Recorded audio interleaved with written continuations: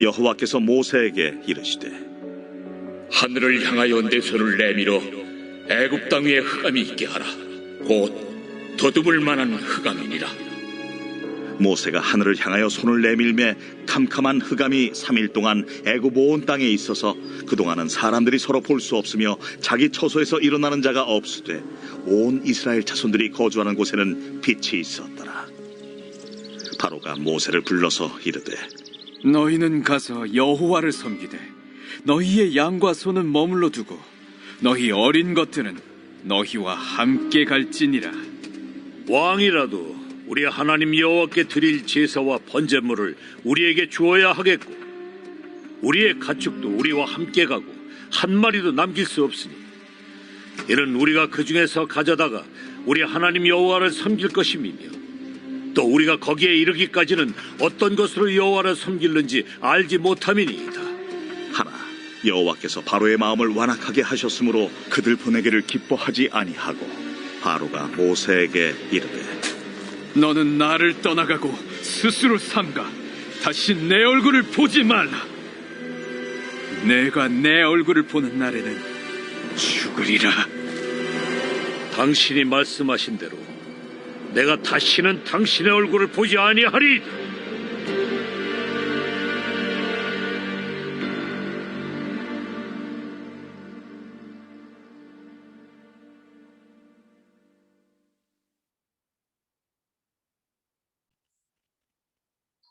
오늘 본문 말씀에는 9번째 재앙에 대한 말씀입니다. 9번째 재앙은 하나님께서 바로 왕에게 경고 없이 내려주신 재앙입니다. 21절 말씀입니다. 여호와께서 모세에게 이르시되 하늘을 향하여 네 손을 내밀어 애굽 땅 위에 흑암이 있게 하라. 곧 더듬을 만한 흑암이라 라고 했습니다. 하나님께서는 흑암 재앙을 애굽에게 내린 것입니다. 해를 가리워서 애굽 온 땅이 캄캄하도록 한 것입니다. 얼마나 캄캄한지 사람 앞에 있어도 사람이 보이지 않을 정도로 캄캄하게 만들어 주신 것입니다. 애굽 사람들은 어느 누구도 잠자리에서 일어난 자가 없다라고 했습니다. 이것은 애굽의 모든 것이 다 정지되었다라는 것을 의미하는 것이죠. 경제생활, 또 일상생활, 모든 것이 다 정지가 된 것입니다. 애굽에게는 엄청난 일이 일어나게 된 것이죠. 경제적으로도 나라가 완전히 망가졌고요. 이제는 아무도 도와주지 않는 이런 사회가 된 것입니다. 하나님께 불순종한 이런 결과인 것이죠. 하나님께서는 왜 애굽에게 흑암의 재앙을 내렸습니까? 애굽 사람들은 태양신을 섬겼습니다. 라라는 신이지요. 그 태양신이 식물들로 하여금 자라게 하고 또 생명력을 준다고 생각을 한 것입니다. 하나님께서는 이런 태양신이 얼마나 헛된 것임을 보여주신 것입니다. 하나의 창조물에 불과하다는 것을 하나님께서는 보여주신 것이죠. 생명은 태양으로부터 오는 것이 아닙니다. 생명은 하나님으로부터 주어지게 되는 것이죠. 애굽의 온 땅은 흑암으로 가득 찼지만 이스라엘 백성들이 살고 있는 이 고센 땅에는 하나님께서 햇빛을 내려주셨습니다. 하나님의 주권에 의해서 애굽에게는 햇빛이 내리지 않고 이스라엘 백성들이 사는 곳에는 햇빛을 내려주었습니다. 하나님의 주권에 달려 있는 것입니다. 바로 왕은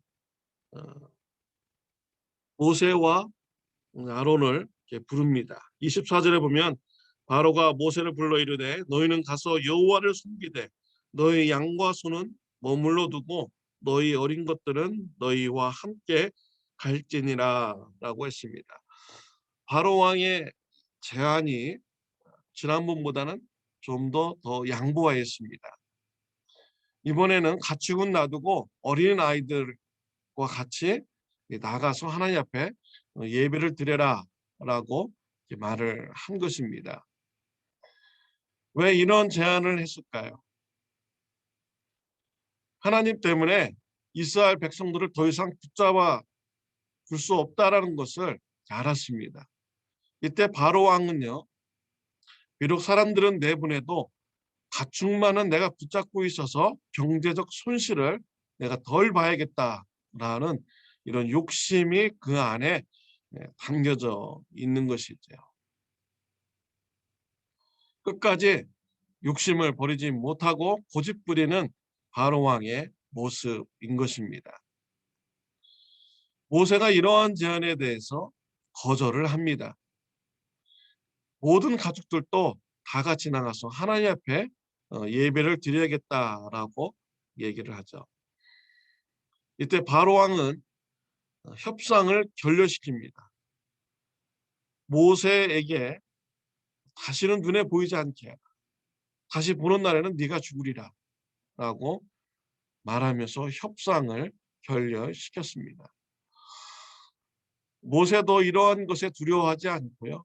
당당하게 다시는 자신도 바로 왕을 보지 않겠다라고 하면서 나갑니다. 협상이 결렬되면 누가 손해입니까? 애굽 바로 왕이 손해인 것이죠. 바로 왕이 지금 모세에게 이렇게 말할 때가 아닌 것이죠. 모세에게 어떻게 하면은 협상이 잘 되어서 어려움을 이겨나갈까? 여기에 대해서 지금 얘기를 해야 돼도 나라가 살을지 죽을지 모르는 판입니다. 그런데 바로 왕은 지금 이런 상황에서도 욕심을 가지고 고집을 부리고 있습니다. 결국 이러한 바로 왕의 죄된 모습 때문에 나라가 망하고요. 바로 왕의 목숨도 죽는 이런 결과가 있게 되어진 것입니다. 바로 왕에게 있는 정말 이 지독한 이런 죄의 모습, 이런 것을 우리는 경계해야겠습니다. 우리의 삶 속에서 끊어지지 않는 지독한 이런 죄의 모습이 있는지 한번 우리의 삶을 돌아보시기를 바랍니다. 예수님께서는요, 원수를 사랑하라고 했습니다. 잘못한 자가 있으면 70번씩 7번이라도 용서해 주라고 하였습니다. 우리가 지금까지 마음속에 용서하지 못한 자가 있습니까? 지독하게 그 죄를 버리지 못하는 이런 죄가 있습니까? 그 죄가 우리를요, 점점 수렁에 빠지게 만드는 것입니다. 죄의 올무에 걸리게 만드는 것이죠. 우리 예수님께서는 십자가에서 고난받으실 때 자신을 죽이는 자들을 향하여서, 조롱하는 자들을 향하여서 용서를 베푸시는 기도를 하셨습니다. 이러한 예수님의 그런 넓은 사랑의 마음 때문에 저와 여러분들 또한 죄 사함 받고 구원받게 된 것입니다.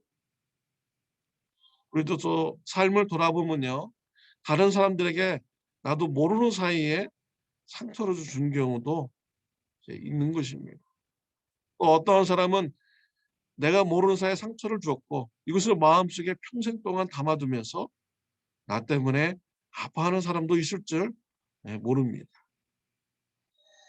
이런 것은 나의 그런 부족한 모습을 우리가 생각하면서요, 이웃들도 나에게 상처를 준 사람이 있다면 우리가 예수님의 사랑을 안고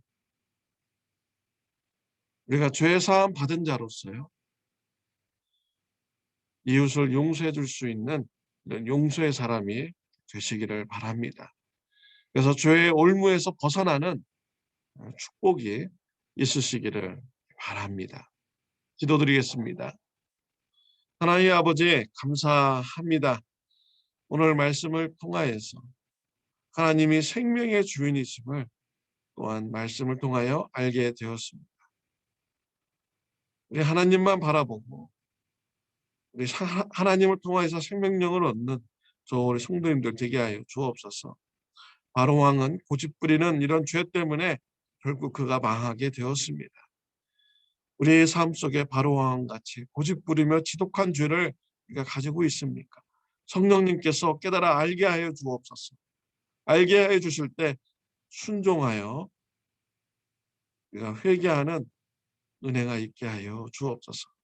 원수까지도 용서하는 삶이 되게 하여 주옵소서. 예수님의 이름으로 기도드렸습니다. 아멘. 감사합니다. 좋은 하루 되시기를 바랍니다.